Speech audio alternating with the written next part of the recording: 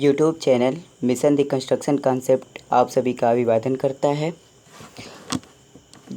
जो प्रायः civil engineering की स्टडी के लिए डेडिकेटेड है। इसका मुख्य उद्देश्य सिविल इंजीनियरिंग की स्टडी फील्ड में कॉस्मोटिक इन्वायरमेंट क्रिएट करना है। आज का हमारा नया अध्याय जियोटेक्निकल इंजीनियरिंग की स्टार्टिंग है। आज के वीडियो लेक्चर में हम ओरिजिन ऑफ सॉइल कवर करेंगे। मतलब ये सॉइल मैकेनिक्स का या जियोटेक्निकल इंजीनियरिंग का एक इंट्रोडक्शन पार्ट है और बहुत ही इंफॉर्मेटिव है। कृपया इस वीडियो को पूरा देखने की कोशिश करें और पूरा अवश्य देखें, क्योंकि ये काफ़ी इंफॉर्मेटिव है। ओरिजिन ऑफ सॉइल से क्वेश्चन जो भी आते हैं ऑब्जेक्टिव में, वो यहीं से आएंगे कन्फर्मली। नेक्स्ट, जियोटेक्निकल इंजीनियरिंग पर आधारित ये लेक्चर है, ये स्लाइड है उसी की।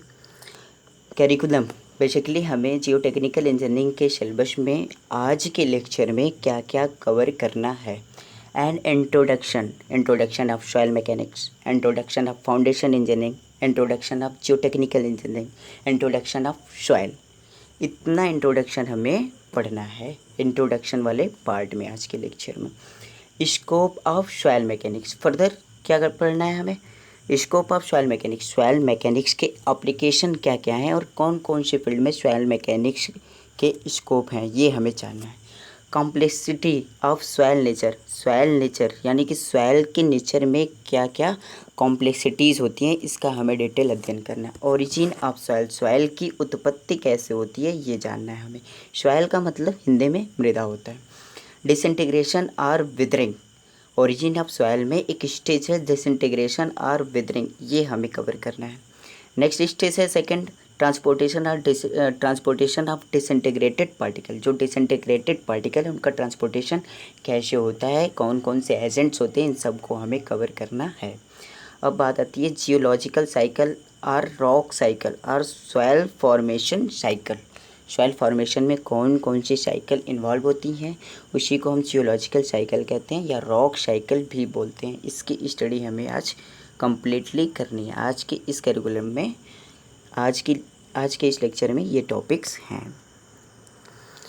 अब बात करते हैं हम सॉइल एंड सॉइल मैकेनिक्स का इंट्रोडक्शन। सबसे पहले हम जानते हैं सॉइल क्या है। Soil has originated from Latin word solum. Soil शब्द की उत्पत्ति लैटिन वर्ड सोलम से हुई है। टू एन एग्रीकल्चरल साइंटिस्ट, अब देखिए बात क्या होती है। एग्रीकल्चरल साइंटिस्ट, सिविल इंजीनियर और जियोलॉजिस्ट, सभी लोग सॉइल को अलग अलग तरीके से डिफाइन करते हैं। तो सबके अकॉर्डिंग सॉइल के डिफिनेशन क्या है, इसे हम जानते हैं। According to agricultural scientist, the loose material on the earth crust consisting of disintegrated rock. Earth crust पर जो लूज मटेरियल है डिसइंटीग्रेशन के बाद प्राप्त हुआ, जो प्लांट को सपोर्ट करता है यानी प्लांट लाइफ प्रोवाइड करता है, उसको हम क्या कहते हैं, सॉइल। किसके according, according to agricultural scientist. Agriculture का मतलब कृषि के पर्पस से, मतलब प्लांट या ट्री के ग्रोथ में जिस सॉइल का यूज होता है, या नहीं, अर्थ के जिस पार्ट का जितनी डेप्थ का यूज होता है, उसी को हम क्या बोलते हैं, सॉइल। अब बात करते हैं हम अकॉर्डिंग टू जियोलॉजिस्ट के अकॉर्डिंग सॉइल को कैसे क्लासीफाई किया गया है। It means the disintegrated rock material which has not been transported from the place of origin. मतलब सॉइल अर्थ क्रस्ट का वह पोर्शन है जो ट्रांसपोर्टेशन के थ्रू एक प्लेस से दूसरे प्लेस पर स्थानांतरित नहीं हुआ है। मतलब देयर इज नो ट्रांसपोर्टेशन। एक तरीके से इसे हम रेजिडुअल सॉइल कंडीशन भी कह सकते हैं। जियोलॉजिस्ट के अकॉर्डिंग क्या होता है, the portion of earth crust which is related to the less toughness or less hardness are not included in rock category is called as soil। मतलब अर्थ क्रस्ट का वह पोर्शन जो रॉक कैटेगरी में कम नहीं कंसिडर किया जाता, उसी को हम कहते हैं क्या, सॉइल। अब सबसे अच्छी डेफिनेशन जो हमें याद रखनी है, जाननी है, सिविल इंजीनियर के अकॉर्डिंग डेफिनेशन क्या है सॉइल की। The loose and consolidated inorganic material on the earth crust produced by disintegration of rocks overlying hard rock with और विदाउट ऑर्गेनिक मैटर। मतलब ये है कि जो अर्थ क्रस्ट पर प्री एग्जिस्टिंग रॉक है उनका अनकंसोलिडेटेड इनऑर्गेनिक मटेरियल जो होता है उनके डिसइंटीग्रेशन के बाद जो अनकंसोलिडेटेड का मतलब अनसीमेंटियस मटेरियल। अनसीमेंटियस का मतलब जो सीमेंटिंग प्रॉपर्टी के कारण हार्डनेस को गेन न किया हो उसे बोलते हैं अनसीमेंटियस मटेरियल या अनकंसोलिडेटेड मटेरियल। उसी को हम बोलते हैं क्या? सॉइल। सॉइल इज द अनसीमेंटियस और unconsolidated inorganic material of earth crust which is obtained by the disintegration of rock. Okay, clear? मतलब प्री एग्जिस्टिंग रॉक, चाहे वो मेटामॉर्फिक हो, सेडिमेंट्री रॉक हो या इग्नियस रॉक हो, उसके डिसइंटीग्रेशन से या विदरिंग से जो अनसीमेंटियस और कंसोलिडेटेड इनऑर्गेनिक मटेरियल और ऑर्गेनिक प्लस इनऑर्गेनिक मटेरियल मिलता है उसी को हम बोलते हैं क्या? सॉइल। अब बात करते हैं सॉइल मैकेनिक्स क्या है। सॉइल मैकेनिक्स की definition. Soil mechanics is the study of engineering behaviour of soil when it is used either as construction material or as foundation material। Basically soil mechanics क्या है? जब हम सॉइल का use construction material के रूप में करें या फिर फाउंडेशन मटेरियल के रूप में यूज करें तो उसे हम तो इंजीनियरिंग डिसिप्लिन की वह ब्रांच जिसके अंतर्गत हम सॉइल का यूज कंस्ट्रक्शन मटेरियल या फाउंडेशन मटेरियल के रूप में करते हैं सॉइल मैकेनिक्स कहलाती है। दूसरे शब्दों में अगर कहा जाए कार्ल टरज़ागी के according soil mechanics is the branch of engineering और soil science which deals with the study of soil as a construction material and foundation material. This is relatively young discipline in civil engineering. हाँ, young discipline है इसकी, ये हाल ही में originated subject है soil mechanics in 1925 after the dedication of Carl von Terzaghi in the field of soil engineering. Due to this, father of modern soil mechanics is Carl von Terzaghi। Doctor Carl von Terzaghi को soil mechanics के father के रूप में जाना जाता है। क्यों? क्योंकि इनका सॉइल मैकेनिक्स के डेवलपमेंट में काफ़ी अहम योगदान रहा है। अब देखते हैं द एप्लीकेशन ऑफ क्या होता है foundation engineering. The application of principle of soil mechanics to design and construction of foundation for various structure is known as foundation engineering.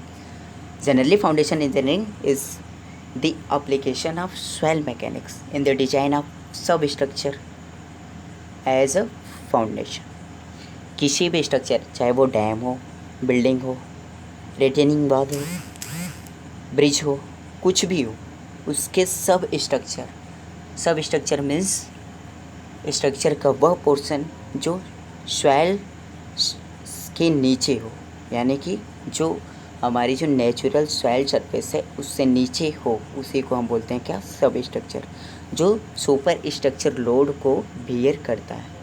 साथ ही जो सुपर स्ट्रक्चर पर आने वाले लोड को सॉइल पर ट्रांसफ़र करने का मेन फंक्शन है, जिसका मेन फंक्शन है सुपर स्ट्रक्चर को लोड को सॉइल पर ट्रांसफ़र करना। अब बात करते हैं हम क्या होती है जियोटेक्निकल इंजीनियरिंग। जियोटेक्निकल इंजीनियरिंग में भी consider to include both soil mechanics and foundation engineering. Soil mechanics और फाउंडेशन इंजीनियरिंग को कंबाइंड फॉर्म में क्या बोलते हैं? Geotechnical engineering. अब बात करते हैं field of application of soil mechanics. Soil mechanics का एप्लीकेशन कहाँ का ऊपर किया जाता है? सॉइल मैकेनिक्स का स्कोप क्या है? There are many field in the application of civil engineering field. Civil engineering field के बहुत से क्षेत्रों में इसका यूज किया जाता है। आइए देखते हैं फाउंडेशन डिज़ाइन। फाउंडेशन डिज़ाइन में बेसिकली किसी भी स्ट्रक्चर में, कोई भी सिविल इंजीनियरिंग स्ट्रक्चर हो या कंस्ट्रक्शन स्ट्रक्चर हो, उसके सब स्ट्रक्चर यानी कि फाउंडेशन की डिज़ाइन में, फाउंडेशन के एनालिसिस में और फाउंडेशन के शेप सिलेक्शन क्राइटेरिया में हमें जो है सॉइल मैकेनिक्स का एप्लीकेशन करना पड़ता है। अब next underground and earth retaining structure design. Underground and earth retaining structure design means underground structure means tunnel work या tunnel structure and mine support construction works. Mining support construction work. Underground construction works में mainly focused on tunnel works में इसे हम focus करते हैं. And earth retaining structure design as retaining wall or dam design. Generally, earth retaining structure design as sheet pile design. Earth retaining structure means sheet pile and retaining wall design. चूँकि अर्थ retaining structure, retaining वाल या seat pile जो self supporting material नहीं होते हैं उन्हें support करने के लिए कंस्ट्रक्ट किया जाता है. Payment design in the construction of payment in the field of transportation engineering. Payment design is also application of soil mechanics. Selection of type of payment as rigid payment or flexible payment is broadly dependent on the nature of soil, so the application of soil mechanics is necessary in the design of payment. Next, excavation practice of soil. Generally in the construction of underground structure or dam construction or retaining wall construction, the excavation of soil is required. The excavation of soil broadly dependent on nature of field soil and the properties of field soil. So the excavation practice is also the application of soil mechanics in the excavation process. And the next, embankment and dam design. In the embankment design as canal embankment design, river embankment design, etc. Dam design to support water or to ponding of water. The construction of dam is necessary as hydroelectric power generation, irrigation projects completion, and for the generation of water supply source in areas where the subsurface or underground water source is not available, dam construction is necessary. So dam is the large or major construction work which is broadly affect the subsoil of the earth पर जो subsoil होती है या dam के नीचे जो subsoil होती है उसको ब्रॉडली डैम का जो एक्सटर्नल प्रेशर होता है वो अफेक्ट करता है. इसलिए डैम के डिज़ाइन में, डैम के एनालिसिस में, डैम के सिलेक्शन क्राइटेरिया में, डैम की स्टेबिलिटी एनालिसिस में यानी एनालिसिस में सॉइल मैकेनिक्स का ब्रॉड एप्लीकेशन है. ठीक है.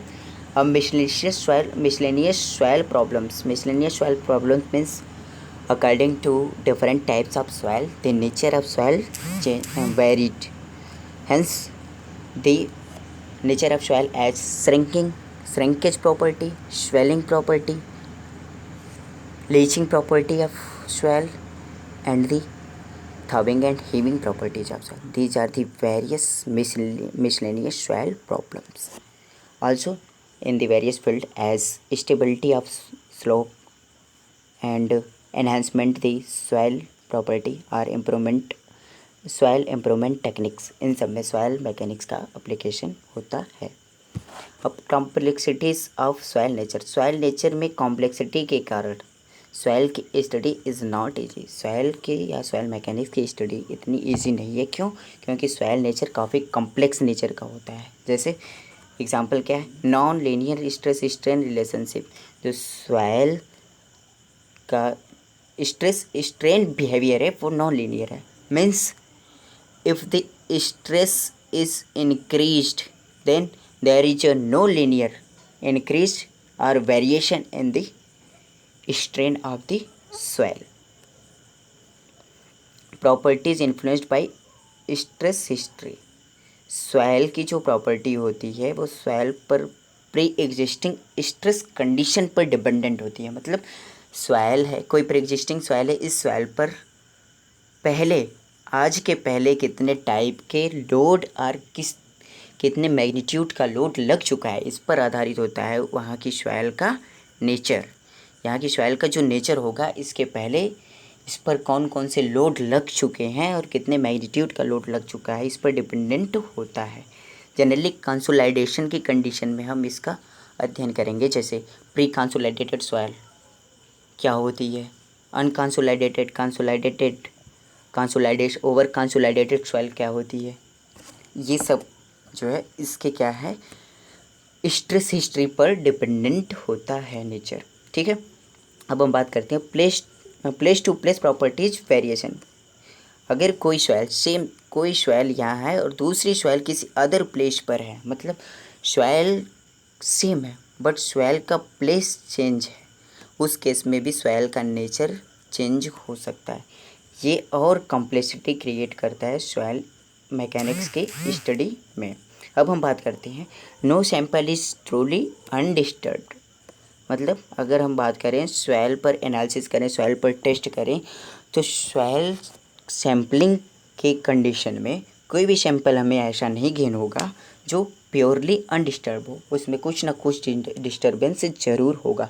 सॉइल के इसी कॉम्प्लेक्स नेचर के कारण सॉइल स्टडी के दौरान या सॉइल टेस्टिंग के दौरान हमें ब्रॉड या सिग्निफिकेंट मेज़र रखने पड़ते हैं। आप देखते हैं ओरिजिन ऑफ सॉइल, सॉइल की उत्पत्ति कैसे हुई ये जानना जरूरी है। Soil is found by the process of withering of rocks. Generally soil या मृदा की उत्पत्ति जो प्री एग्जिस्टिंग मेटामॉर्फिक रॉक हो, इग्नियस रॉक हो या सेडिमेंट्री रॉक हो, उसके विदरिंग से होती है। That is disintegrated and decomposited rock. Generally अगर हम वन लाइन में कहें तो सॉइल इज़ द डिसइंटीग्रेटेड और decomposited rock. Minerals at near or the earth surface. Earth surface पर या उसके नीचे रॉक के जो मिनरल्स होते हैं वो डिसइंटीग्रेटेड या डिकम्पोज हो जाते हैं, जिसके कारण हमें ऑर्गेनिक और एंड इनऑर्गेनिक और कॉम्प्लेक्स नेचर का जो लूज मटेरियल प्राप्त होता है उसी को बोलते हैं हम सॉइल। सॉइल में contains air, water, organic material and inorganic material. According to involveness of organic material and inorganic material, the soil is also classified as organic soil and inorganic soil. कार्बनिक मृदा और अकार्बनिक मृदा। मृदा में उपस्थित कार्बनिक पदार्थ के आधार पर कार्बनिक मृदा या अकार्बनिक मृदा।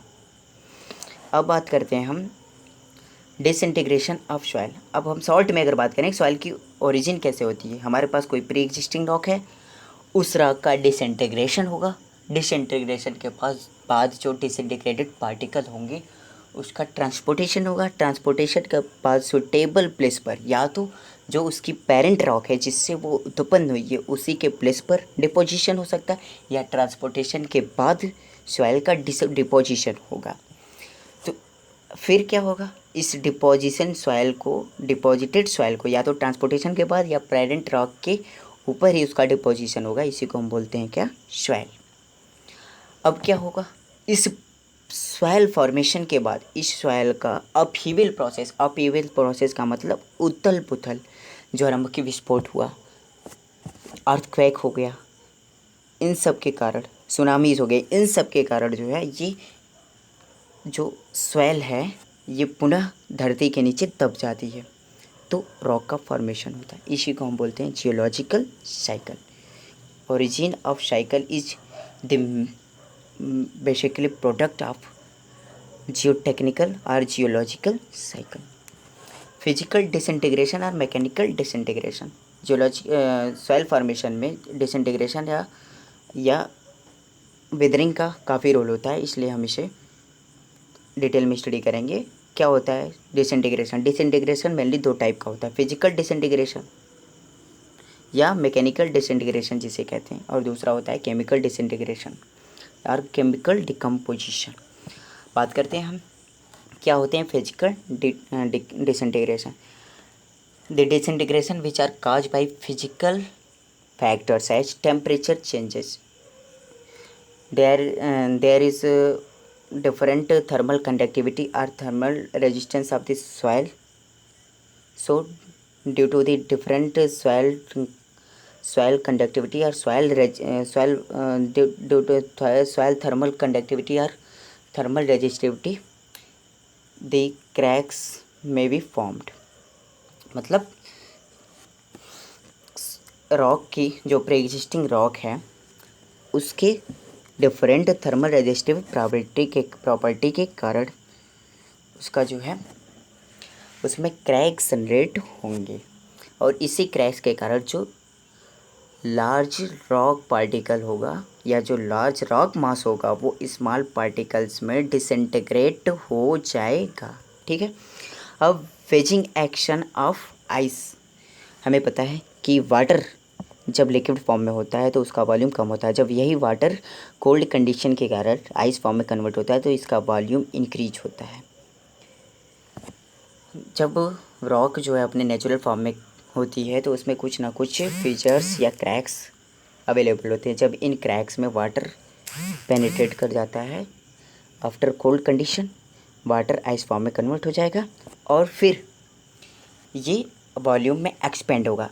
इसके एक्सपेंडेशन के कारण या एक्सपेंड होने के कारण जो है सॉइल में लार्ज क्रैक्स या फीचर्स जनरेट होंगे, और लास्टली क्या होगा, सॉइल का जो रॉक का जो लार्ज पार्टिकल है वो डिसइंटीग्रेट हो जाएगा और डिसइंटीग्रेटेड स्मॉल पार्टिकल्स में कन्वर्ट हो जाएगा। अब बात करते हैं स्प्रेडिंग ऑफ रूट, जो थर्ड रीजन है फिजिकल डिसइंटीग्रेशन का। फर्स्ट है टेम्परेचर चेंज, सेकंड है wedging action and third reason है spreading of roots of plants. Plants के जो रूट्स हैं वो रॉक में स्प्रेड करने के कारण भी उसका डिसइंटीग्रेशन होता है। दूसरा abrasion of water and air glacier in the case of rainy season, the muddy nature of water, जो रेनी सीजन में वाटर का गंदलापन जो है वो डिसइंटीग्रेशन प्रॉपर्टी को शो करता है। इन केस ऑफ विंड या आधी की कंडीशन में या आधी की अवस्था में जो वायु में एयर पोल्यूशन होता है या जो वायु में सॉइल पार्टिकल्स होते हैं वो उसके एब्रेशन कैरेक्टरिस्टिक को दिखाता है एयर को, और साथ ही साथ ग्लेशियर के साथ सॉइल पार्टिकल भी टूटकर जो है सॉइल का निर्माण करते हैं। हाँ, बात करते हैं फिजिकल मैकेनिकल डिसइंटीग्रेशन का नेचर क्या होता है। No change in chemical composition, there is no change in chemical composition. इसमें केमिकल सॉइल रॉक का जो केमिकल कंपोजिशन होगा same to same chemical composition उस रॉक से निर्मित होने वाली जितनी सॉइल होंगी उनका होगा। अब बात करते हैं हम केमिकल डिसइंटीग्रेशन और केमिकल विदरिंग ऑफ रॉक। जो प्री एग्जिस्टिंग रॉक है उसका केमिकल विदरिंग कैसे कैसे होता है। केमिकल विदरिंग में मतलब the weathering factor is chemical nature, जो वेदरिंग फैक्टर होंगे वे केमिकल नेचर के होंगे, जैसे hydration, carbonation, oxidation, solution, hydrolysis. अब बात करते हैं हम हाइड्रेशन की बात करते हैं। हाइड्रेशन क्या होता है, बेसिकली दी रॉक मिनरल, जो भी रॉक मिनरल होंगे वो हाइड्रोजन या H2A से रिएक्शन करके मिनरल को डिसइंटीग्रेट या डिस्कम्पोज कर देंगे, जिसे हाइड्रेशन प्रोसेस से डिसइंटीग्रेशन कहते हैं। अब बात करते हैं कार्बोनेशन। स्पेलिंग थोड़ी गलत हो गई है, कार्बोनेशन, यहाँ कोरोनेशन नहीं है, कार्बोनेशन। कार्बोनेशन क्या होता है, बीच उड़ गया है। Carbonation is the process in which the carbon dioxide or carbonic material, carbonaceous material react with the mineral components and create the other type mineral components or other type less stable mineral components। मतलब जब environments में available carbon dioxide rock के mineral से reaction करके less hard और less stable small particles of rock बना लेती है, तो उसे हम बोलते हैं कार्बोनेशन ऑफ रॉक या chemical disintegration by carbonation process. अब बात करते हैं ऑक्सीडेशन। ऑक्सीडेशन का मतलब इन्वायरमेंट में प्रेजेंट जो ऑक्सीजन होगी उससे जो है रॉक मिनरल रिएक्शन करके रॉक से डिफरेंट हो जाएंगे या अलग हो जाएंगे, इसी को बोलते हैं क्या, oxidation process of chemical disintegration. अब बात करते हैं हम सॉल्यूशन। सॉल्यूशन का मतलब क्या होता है, some minerals in the rocks are muddy nature. Muddy nature का मतलब which are easily soluble in water. मतलब रॉक में कुछ ऐसे मिनरल होते हैं जो मडी नेचर के होते हैं, जो ईजिली वाटर में सॉल्यूबल होते हैं।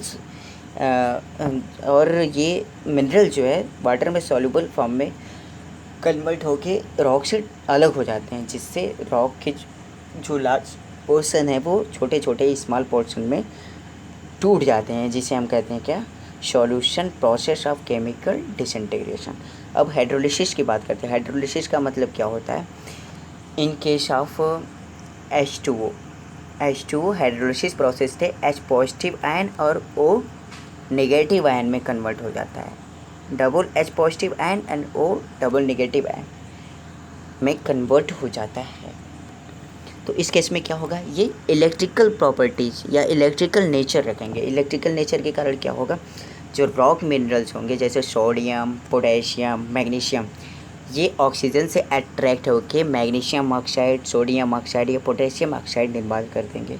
और साथ ही साथ जो उसमें जो बेसिक मटेरियल होंगे वो हाइड्रोजन आयन से रिएक्ट करके एसिड का फॉर्मेशन कर देंगे और रॉक का डिसइंटीग्रेशन स्टार्ट होगा। इससे हम बोलते हैं hydrolysis process of chemical disintegration of rock.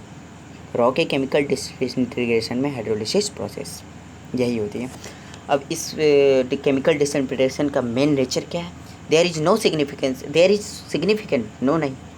Significant change in chemical composition.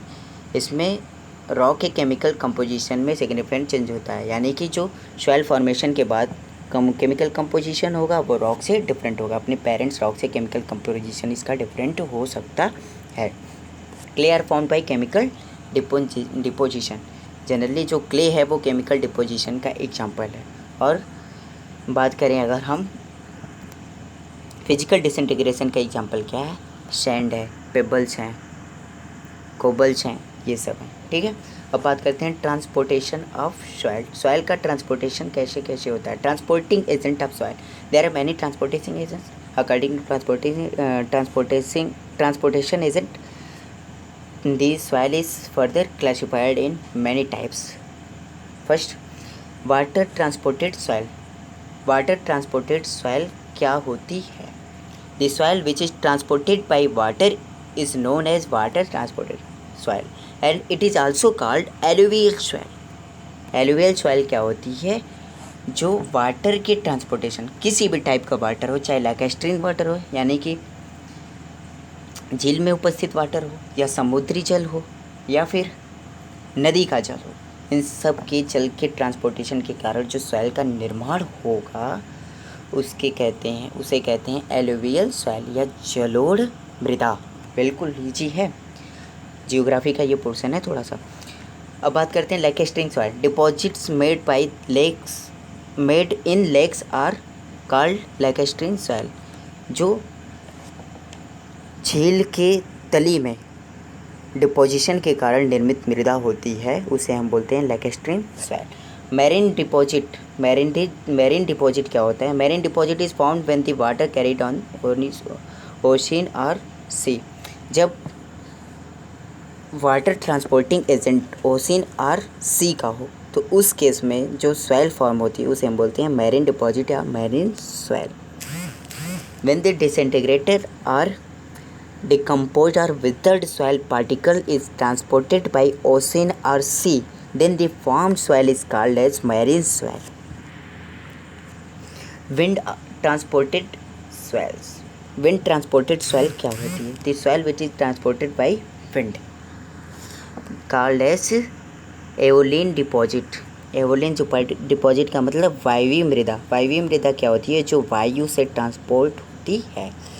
Example इसके क्या है? Sand dunes, large sand dunes या sand dunes found by wind. Generally ये विंड से निर्मित होती है। लोएस क्या होती है? ये लार्ज पार्टिकल्स के होते हैं या कोर्सर पार्टिकल्स के होते हैं। Loess is deposit made by wind. Loess क्या होता है? ये fine particles deposited by wind.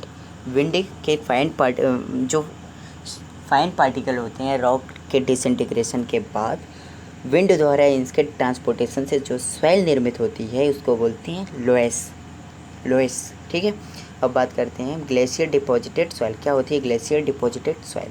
First example है the soil which is deposited by glacier by directly और indirectly is called glacier deposit soil. Generally glacier deposit is called as drift. Drift क्या होता है? Deposit made by glacier drift glacier directly और indirectly. होता क्या है? जो हिम रॉक्स या हिम फॉर्म में लार्ज मास है in the pole of earth, south pole and north pole, या फिर कोल्ड रीजन की कंडीशन में या साउथ पोल या नॉर्थ पोल में जो हिम फॉर्म में बर्फ़ के फॉर्म में जो लार्ज मास है वो धीरे धीरे टेम्परेचर इंक्रीज के कारण मेल्ट होता है। मेल्टिंग के बाद ये ट्रांसपोर्ट होता है one place to higher place to lower place.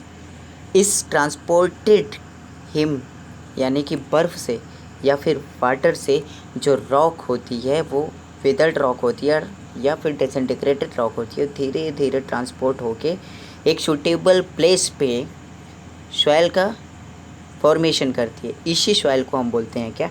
Glacier soil और ड्रिफ्ट सॉइल और ट्रिट सॉइल। जब ये डायरेक्टली या इनडायरेक्टली ग्लेशियर ट्रांसपोर्टेशन से या ग्लेशियर डिपॉजिट से बनती है तो इसे हम ड्रिफ्ट कहते हैं। जब यही ड्रिफ्ट पार्टिकल या डिसइंटीग्रेटेड पार्टिकल डायरेक्टली ग्लेशियर के मेल्टिंग से फॉर्म्ड होता है तो उसे हम बोलते हैं टिल। ड्रिफ्ट और टिल क्या है? ग्लेशियर डिपॉजिट के एग्जाम्पल हैं। अब बात करते हैं हम ग्रेविटेशनल डिपॉजिटेड सॉइल। क्या होता है इसका example? Colluvial soil. The soil which is deposited by gravitational force. Gravitational force means these particles are mass which are present on the higher position. Due to the gravity, it will fall down. It will fall down in the towards the lower portion of Earth. Gravity के कारण ऊंचाई पर स्थित disintegrated particle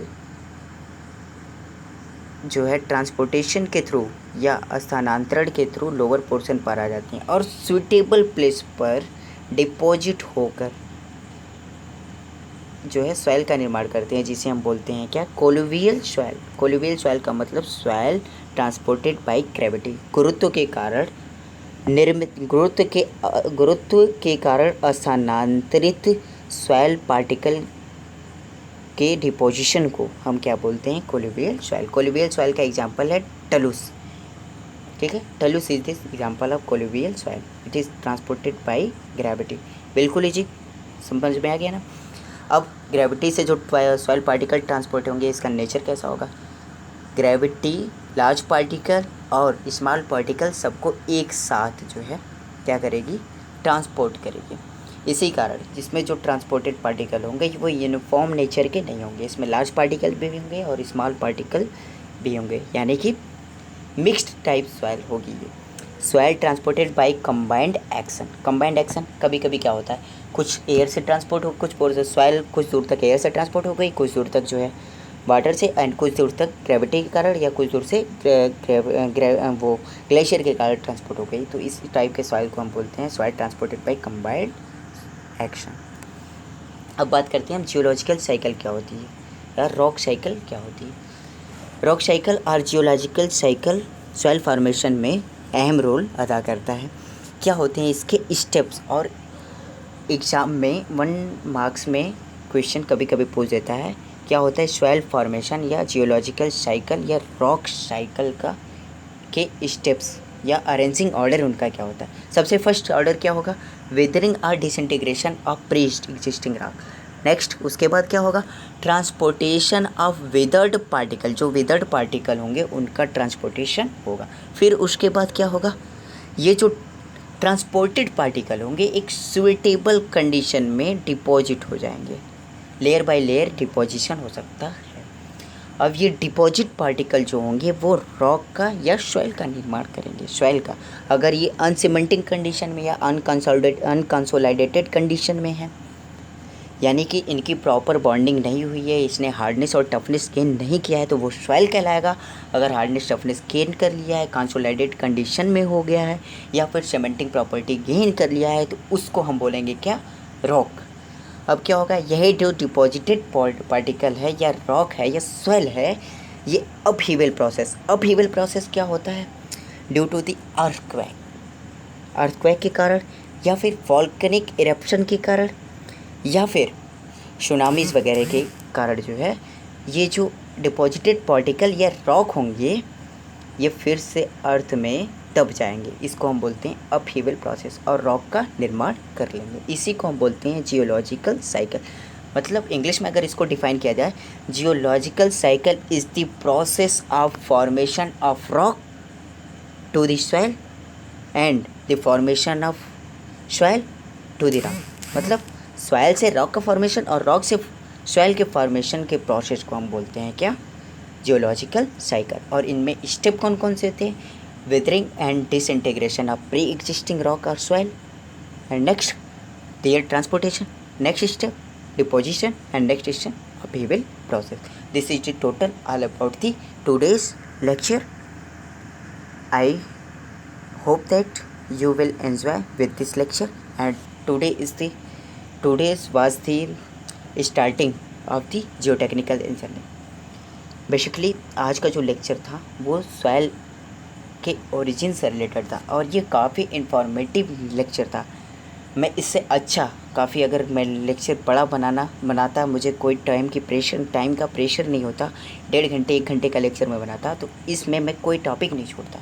बिल्कुल आपको समझ लो कि research level का नॉलेज आपको मैं इसमें प्रोवाइड करता, बेसिक नॉलेज प्रोवाइड करता, और आगे आपको सॉइल में ऐसे ही अगर आपकी स्टडी चलती रही तो कोई प्रॉब्लम नहीं रहेगी। Thank you. आज के लेक्चर के लिए मैं आप सभी का धन्यवाद करता हूँ। हाँ, हमारे चैनल विजन दी कंस्ट्रक्शन कॉन्सेप्ट को लाइक करें, शेयर करें, सब्सक्राइब करें। धन्यवाद।